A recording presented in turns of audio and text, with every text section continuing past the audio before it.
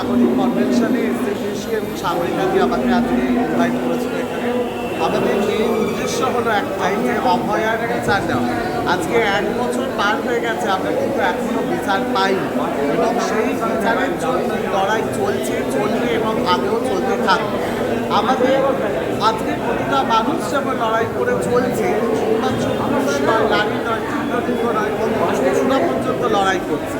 এই লড়াইটাই হলো আমাদের কাছে মেইন জিনিস, সেখানে প্রতিটা দিনের আমাদের কষ্টের জায়গা দেখায় এবং আমরা নিজেরা কি সেটাকে বুঝতে চাই।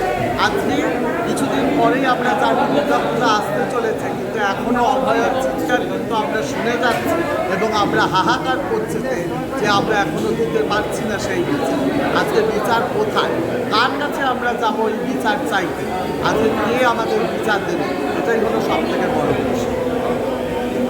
আজকে প্রতিটা সময় আমরা দেখতে পাবেন, ক্রাই অফ আওয়ারে আমরা দেখেছি যে অভয়ার চিৎকার কিন্তু এখনও আমাদের কানে বেজে যাচ্ছে এবং বাজছে, এবং অভয়া আমাদেরকে বলছে যে আমাকে বিচার দাও, বিচার দাও, কিন্তু আমরা বিচার দিতে অক্ষম হয়ে আছি। আজকে আমরা যখনই চিৎকার করছি, আজকে আমাদের গলা থামিয়ে দেওয়া হচ্ছে, কিন্তু সেইটা কেন? আমাদের সেই রাইট আছে আমাদের গলা চিৎকার করার এবং বলার যে অভয়াকে বিচার দিতেই হবে। এখন আমাদের সেই সীমা পার হয়ে গেছে এবং 1 বছর কেন, আরও 5 বছরও যদি যেতে হয় আমরা যাব, কিন্তু অভয়ার বিচার আমরা নিয়ে চাই। আজকে যে নারী সুরক্ষা নিয়ে আমরা কথা বলছি, সেই নারী সুরক্ষাটাই হলো আমাদের প্রধান মেইন উদ্দেশ্য, যেটাতে আমরা নারীদেরকে সবার আগে রেখেছি এবং কিছুদিন পরে আমাদের দুর্গাপুজোও আসছে, সেটাও কিন্তু একটা নারীকে নিয়েই।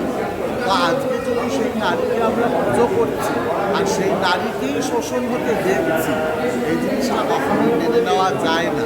আজকে আমার শিক্ষারা যদি সোজা থাকে এবং যতক্ষণ সোজা থাকবে, কোনোদিনই এই নারী শোষণ আমি মেনে নেব।